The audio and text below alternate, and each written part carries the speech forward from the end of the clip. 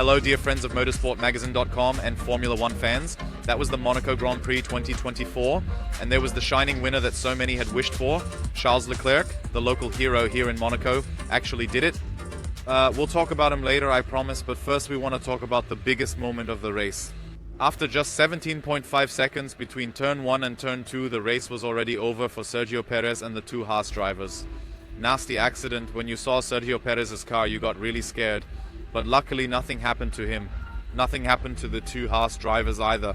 They all escaped with a scare. But we want to take a little more closer look now, what was going on there, and why there was no penalty for anyone. Why there was no penalty? That is actually the crucial question.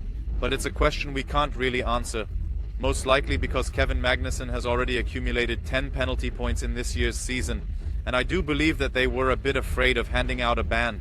Because I think you can look at the accident as often as you like. At the very beginning I might have said, yes, okay, racing accident, but if you look at it a little more closely, the trend is indeed pointing towards Kevin Magnussen, that he was mainly to blame for this accident. What happened in lap 1?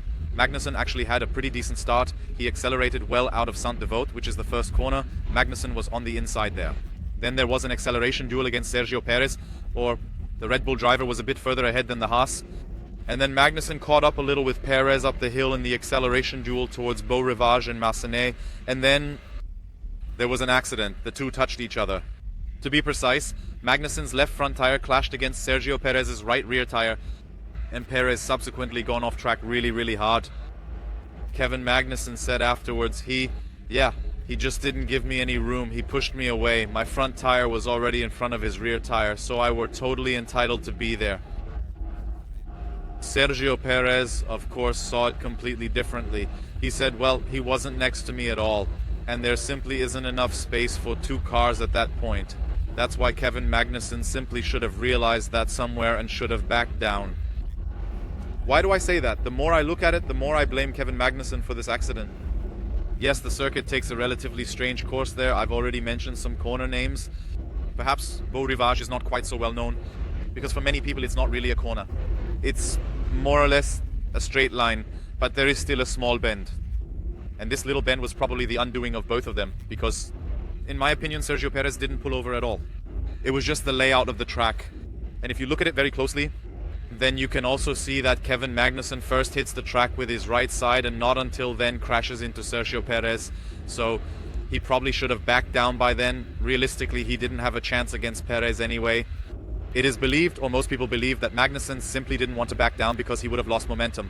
Nico Hülkenberg was on the left side of Perez, and Magnussen, he was the unfortunate one involved innocent. Magnussen would probably also have fallen behind his teammate if he backed down. Strangely enough, there wasn't even an investigation, and that's why there's no document where the stewards explain who is to blame or why no one is clearly at fault. And that somehow leaves a strange smack to the whole situation. Since, as I said, if Kevin Magnussen had been found guilty, there would most likely have been 2 more penalty points, and then he would have been banned from the next race in Canada. In the F1 paddock, there is little understanding for the whole story. Especially because the accident was really serious. A red flag came out immediately. The crash barrier was damaged. That's how serious the accident was. So the fact that the race control and the stewards didn't take a closer look at it will certainly lead to discussions. The collision between the Alpine drivers Esteban Ocon and Pierre Gasly will definitely cause discussion within the team. This also happened just a few seconds later on the first lap when the severe impact occurred, but there was no red phase yet, so let's get that out of the way. The incident happened when the race was still under green, under normal racing conditions. At the bottom of Portier, the last corner before the tunnel, Esteban Ocon and Pierre Gasly got in each other's way. The whole thing reminded us of Jenson Button versus Pascal Wehrlein in 2017, though they weren't teammates back then, but rather they were real opponents on the track. Esteban Ocon's maneuver was completely overmotivated. He dived up the inside, there was actually no room, but Ocon still tried against Gasly, his own teammate. He himself, meaning Ocon, was catapulted really far into the air as a result. The gearbox broke when he hit the asphalt and the suspension also broke. Ocon later revealed that he was quite happy that the suspension was broken, because this meant that the blow he took to his back was not quite as severe. But the race was over for him despite the red flag. The damage was too enormous and couldn't be repaired on short notice. Pierre Gasly, on the other hand, was still okay. For him it was a blessing in disguise. He was able to continue and scored his first point of the Formula One season 2024. But Alpine was naturally upset about the whole thing. Why? Pierre Gasly said that he was shocked, that it was unnecessary. and that there were clear instructions from Alpine beforehand. Clear instructions mean that you don't attack each other. They said that the driver who qualified at the front has first call on track, the other driver can perhaps shield him strategically, but under no circumstances should he attack him. Esteban Ocon showed himself to be relatively unreasonable in the first interviews. It was only later that he posted an apology on Instagram, saying it was his fault and taking the responsibility for the crash. Where does this change of mind come from? Most likely he spoke to the team boss Bruno Famin, as he was very clear with his colleagues at Canal+, a French television channel. Famin said, "We will draw the consequences from what has happened. We will make tough decisions." So that was quite an announcement from the Alpine team boss. Perhaps he also made this strong statement because there are more and more rumors that Esteban Ocon could leave the team, that he has already signed somewhere else, which of course makes things a little easier. But Ocon versus Gasly, that's an old feud, obviously, and that has quite a lot going for it. In contrast to the other accident, the stewards looked at it and said that Esteban Ocon was the sole culprit. He has a 10-second penalty because he was unable to take part in the race, which will be converted into a grid penalty for the Canada Grand Prix. He drops 5 places down the grid. Now I'm curious to see what questions you have. Hashtag AskAVD, you know the game. The AVD Motorsport-Magazin with former F1 driver Christian Danner. You can ask your questions by simply using the hashtag AskAVD in the comments under the video. But now, as I promised earlier, we'll talk about the shining race winner, Charles Leclerc. He broke the Monaco curse. A sensational performance from him. It was made a little easier for him by reason of that red flag, because there were no pit stops during the remaining 77 laps, which took away a strategic element, and Ferrari were also able to make a little less mistakes. But Ferrari did a really sensational job in the race. The gap was always managed. The pace was managed so extremely that the McLaren drivers were not allowed a pit stop because the Mercedes was still within the pit stop window at the back. For Charles Leclerc, it was even a bit too slow at times, 3.5 seconds over the pace. At times they were even slower than the Formula 2. Leclerc wasn't fine with that at all. He would have liked a bit more reference, a bit more speed to gain more confidence if he needed it at any point. But in the end, everything went well. Charles Leclerc brought it home. There was a small attack by Oscar Piastri, who was in second place, but it wasn't enough. I don't think you've even seen this scene on TV.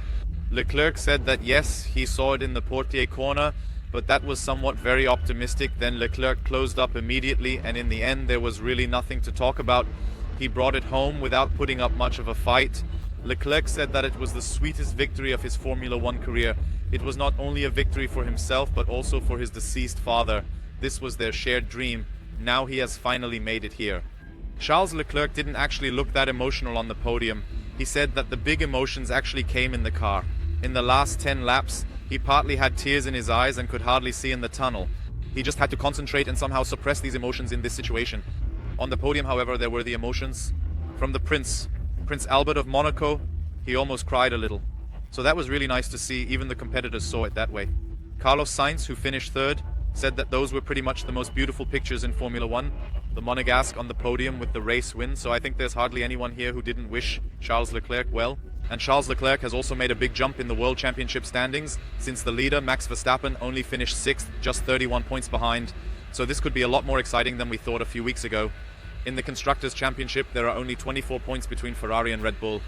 While we're on the subject of Ferrari and Sainz, there is of course one more scene to discuss. He had a bit of luck at the start, got off to a good start, but then had a very slight collision with Oscar Piastri, slashed his left front tire, then locked up the brakes and fell back several positions. But Sainz was able to restart the race from third position thanks to the red flag. Some people thought that wasn't quite correct. In fact, however, the procedure is not entirely laid down in the regulations. This means that at the restart, the order that was last restored from the classification is used. Now, there are different lines on the track that can be utilized for this purpose. The second safety car line was used because the line of Sector 1 had not yet been crossed by all the cars when the race was stopped. Guan Yu Zhou had to wait forever until he was able to pass the damaged vehicles, which is why he had not yet crossed the line of Sector 1 when the race was stopped. That's why the race control had to take the order from the second safety car line, and Carlos Sainz was still in third place. So much for this question, so much for the moment and the Monaco Grand Prix. But there is still so much to discuss, including whether this race here is still up to date. Because after the first lap, after the restart, it wasn't quite the big hit. Stefan will discuss the topic with Christian Danner in the AVD Motorsport-Magazin. So be sure to subscribe to the channel, activate the bell, and you'll be notified immediately when the video is online.